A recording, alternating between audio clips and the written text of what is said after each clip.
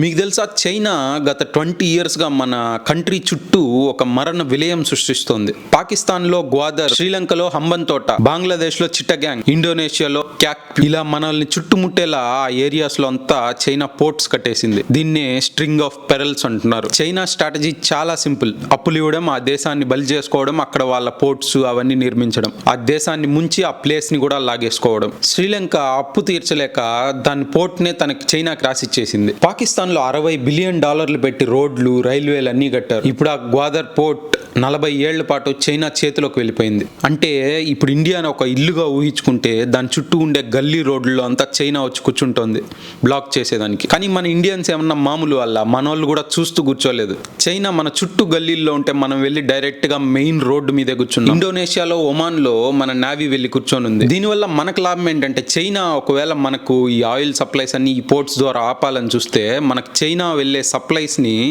ఒక్క నిమిషంలో ఆపేయచ్చు. దీన్నే చోక్ పాయింట్ అంటారు. అంటే చైనా మన దగ్గరికి వచ్చేలోపు మనం వాడిని ఊపిరి ఆపే పాయింట్ దగ్గర కరెక్ట్ గా కూర్చొని ఉన్నాం. ఇదే అసలైన డిప్లొమసీ, అసలైన ఇండియన్ స్ట్రాటజీ. చాలా మందికి ఇవన్నీ మనకెందుకులే అనిపిస్తుంది, కానీ ఒక్కటి గుర్తుపెట్టుకోండి, ఆ రెండు దేశాల మధ్య గొడవే మన ఇంట్లో కిచెన్ లో ఉండే సిలిండర్ రేట్ పెంచుతుంది. మీ పిల్లల ఫ్యూచర్ కూడా మారుతుంది. మీ చుట్టుపక్కల ఏం జరుగుతుందో తెలుసుకోకపోతే ఒక రోజు మీ తలుపు తట్టినా మీరేం చేయలేని పరిస్థితిలో ఉండిపోతారు. అందుకే అప్డేటెడ్ గా ఉండండి.